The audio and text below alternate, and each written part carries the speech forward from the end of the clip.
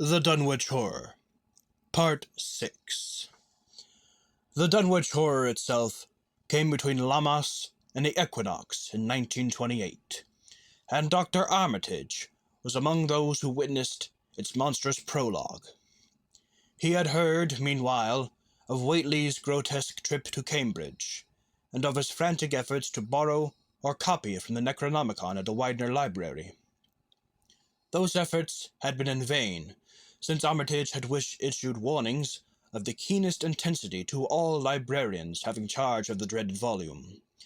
Wilbur had been shockingly nervous at Cambridge, anxious for the book, yet almost equally anxious to get home again, as if he feared the results of being away long.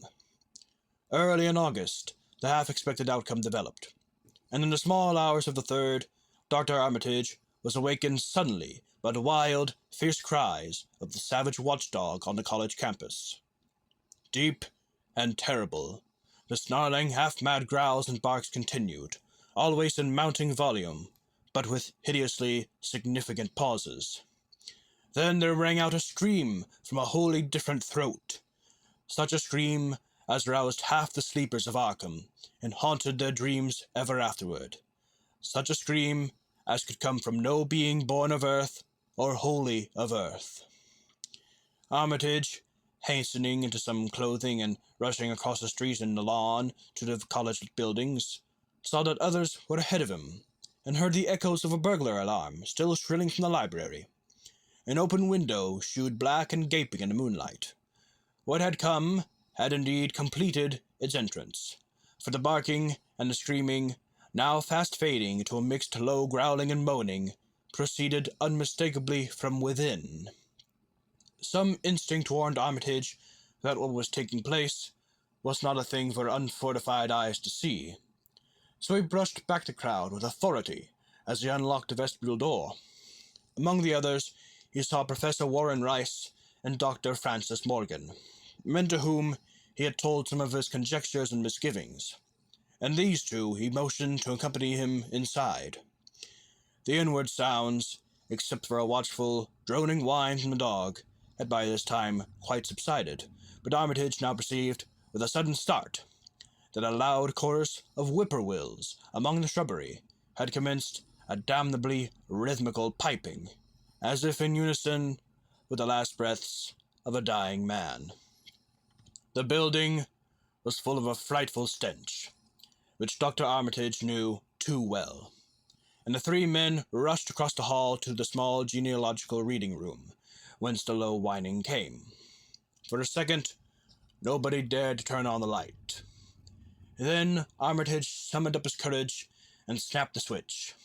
One of the 3, it is not certain which, shrieked aloud at what sprawled before them among disordered tables and overturned chairs. Professor Rice declares that he wholly lost consciousness for an instant, though he did not stumble or fall.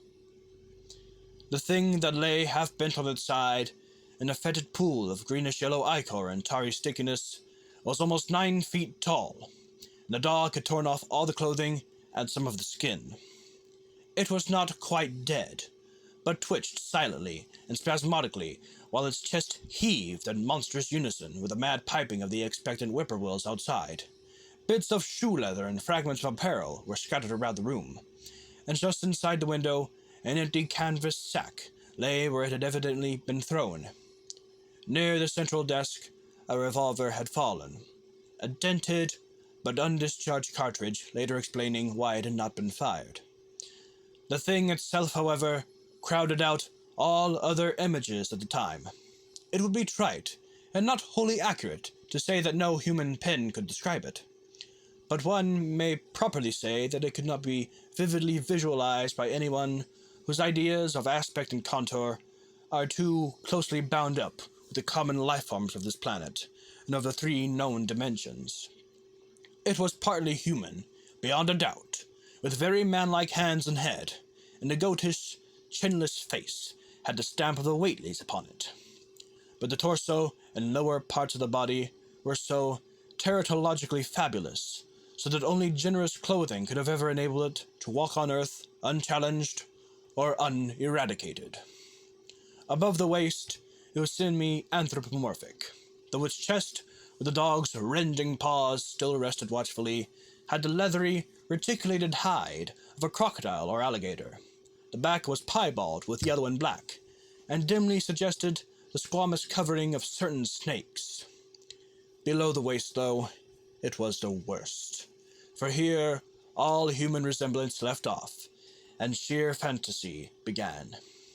The skin was thickly covered with coarse black fur, and from the abdomen a score of long, greenish-gray tentacles with red, sucking mouths protruded limply.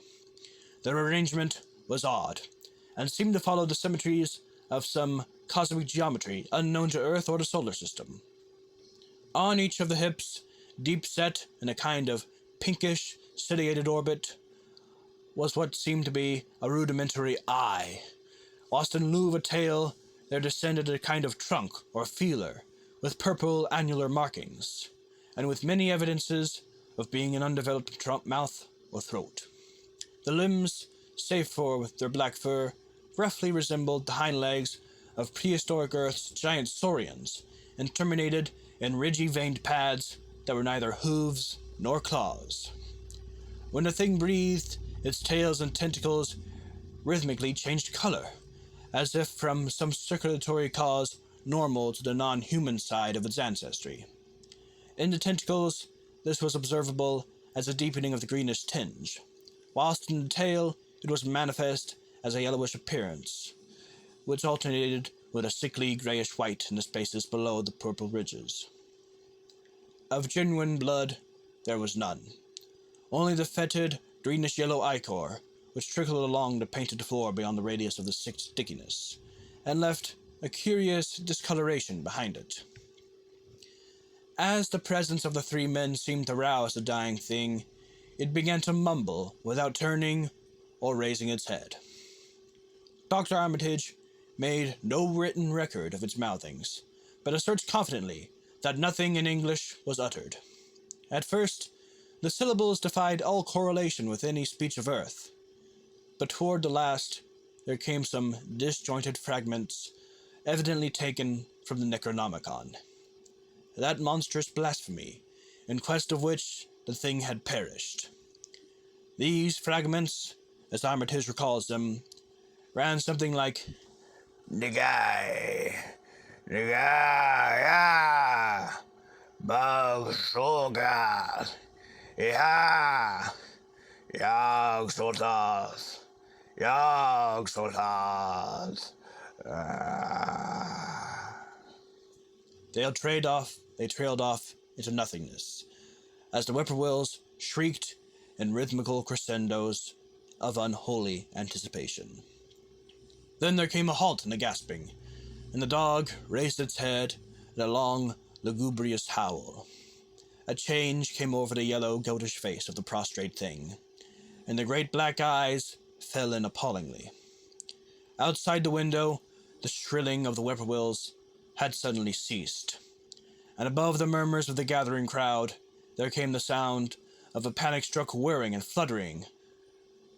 Against the moon, vast clouds of feathery watchers rose and raced from sight, frantic at that which they had sought for prey. All at once, the dog started up abruptly, gave a frightened bark, and leaped nervously out of the window by which it had entered. A cry rose from the crowd, and Dr. Armitage shouted to the men outside that no one must be admitted, so the police or medical examiner came.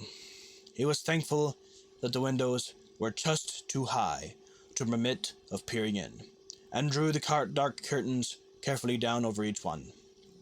By this time, 2 policemen had arrived, and Dr. Morgan, meeting them in the vestibule, was urging them, for their own sakes, to postpone entrance to the stench-filled reading room till the examiner came and the prostrate thing could be covered up. Meanwhile, frightful changes were taking place on the floor. One need not describe the kind and rate of shrinkage and disintegration that occurred before the eyes of Dr. Armitage and Professor Rice. But it is permissible to say that, aside from the external appearance of face and hands, the really human element in Wilbur Whately must have been very small. When a medical examiner came, there was only a sticky, whitish mass on the painted floors, and the monstrous odor had nearly disappeared. Apparently, Whately had had no skull or bony skeleton, at least in any true or stable sense. He had taken somewhat after his unknown father. And this was one take Lovecraft. You know the rest.